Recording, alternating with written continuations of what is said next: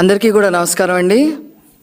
2019 నుంచి 2024 వరకు హత్యలు, దాడులు, అత్యాచారాలు, దమనకాండలు, విధ్వంసాలు, విద్వేషాలు, ఇన్ని రకాలుగా రాష్ట్రాన్ని మొత్తం నాశనం చేసేసి దానికి తగిన మూల్యం చెల్లించుకున్నారు. అసలు మీరొద్దు, మీ పార్టీనే వద్దు అని చెప్పి ఆంధ్ర రాష్ట్ర ప్రజలు మిమ్మల్ని 11 సీట్లతో కూర్చోపెట్టారు. కనీసం ప్రతిపక్ష హోదా కూడా వైసీపీ పార్టీకి దక్కలేదు. దాన్ని ఎందుకు అలా చేశారు అని చెప్పి వాళ్ళు పోస్ట్మార్టం చేసుకోవాల్సింది పోయి, ఎందుకు ఇలా జరిగిందని పోస్ట్మార్టం చేసుకోవాల్సింది పోయి తెల్లారే శవ రాజకీయాలకి దిగారు. తెలుగుదేశం పార్టీ వాళ్ళు ఏదో దాడులు చేస్తున్నారు మా మీద అని చెప్పి కొత్త శవ రాజకీయం స్టార్ట్ చేశారు.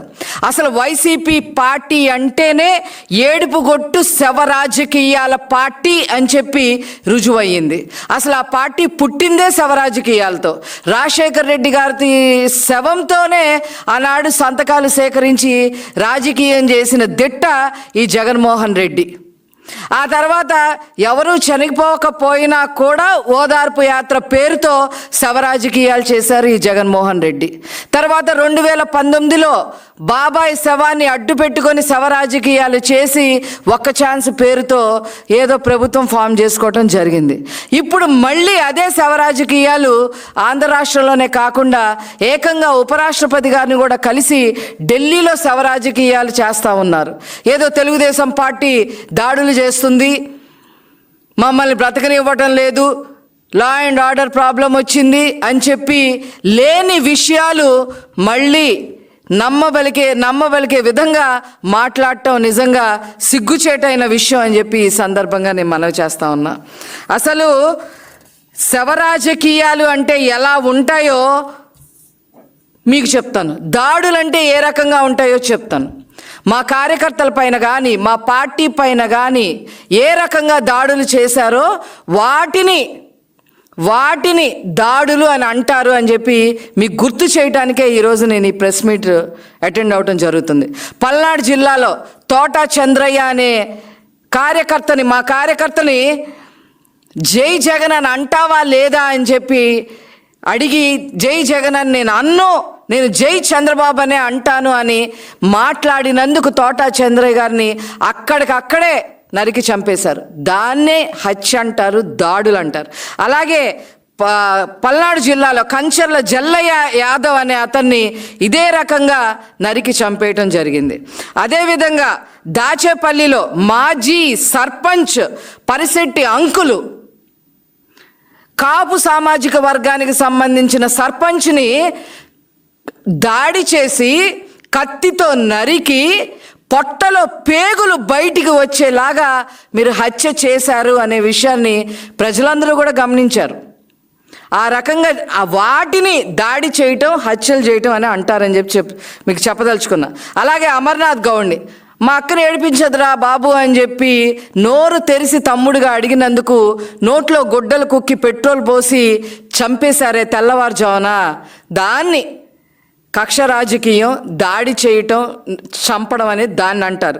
అదేవిధంగా ప్రకాశం జిల్లాలో ట్రాక్టర్తో హనుమాయమ్మ అనే ఒక ముసలావిడిని గుర్తించేశారు.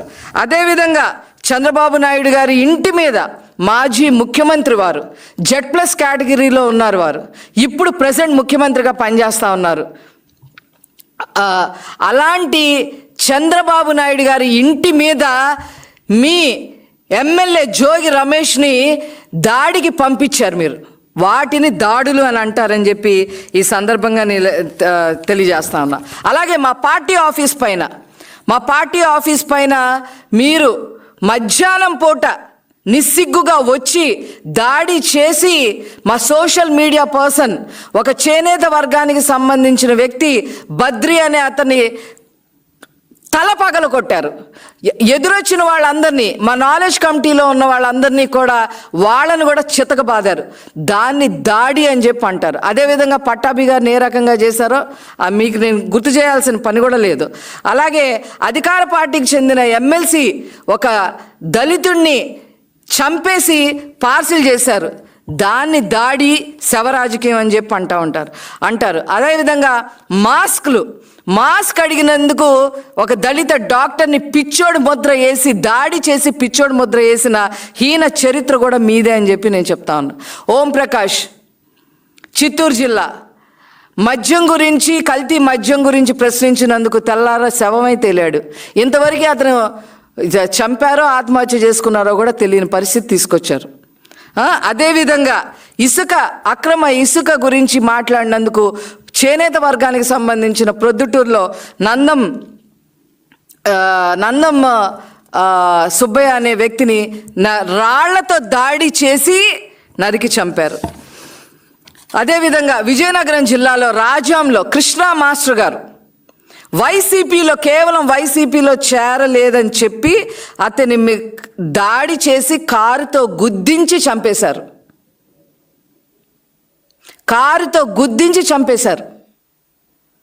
అతన్ని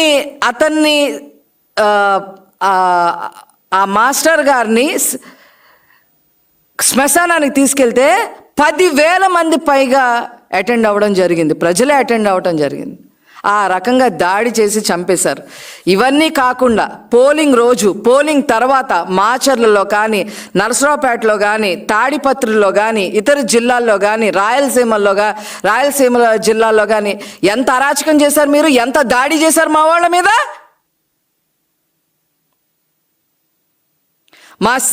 మా నోళ్ళు కట్టిచ్చేస్తూ ఉంటారు చంద్రబాబు సార్.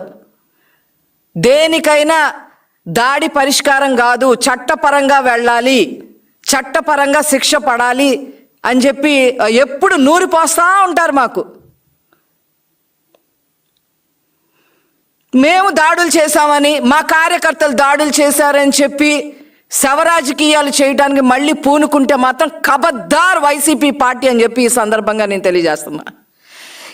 మా తెలుగుదేశం పార్టీ కార్యకర్తలు సమన్వయం పాటిస్తున్నారు. అధినాయకుడి మాటకి కట్టుబడి ఉన్నారు. కక్ష రాజకీయాలు వద్దు అని లోకేష్ గారు చెప్పిన మాటకి కట్టుబడి ఉన్నారు. ఈరోజు శవరాజకీయ దాడులు చేస్తున్నామని చెప్పి ఉపరాష్ట్రపతి గారి దగ్గరికి వెళ్ళడం ఏంటి, మీరు మెమరాండాలు ఇవ్వటం ఏంటి? ఇలాంటి తప్పుడు రాజకీయాలు చేయటం మానుకోండి అని చెప్పి ఈ సందర్భంగా తెలియజేస్తూ మరొక్కసారి వైసీపీని ఇలాంటి శవ రాజకీయాలు చెయ్యొద్దు, చేస్తే మాత్రం మామూలుగా ఉండదు, ఖబర్దార్ అని చెప్పి ఈ విషయం చెప్తూ నేను సెలవు తీసుకుంటాను.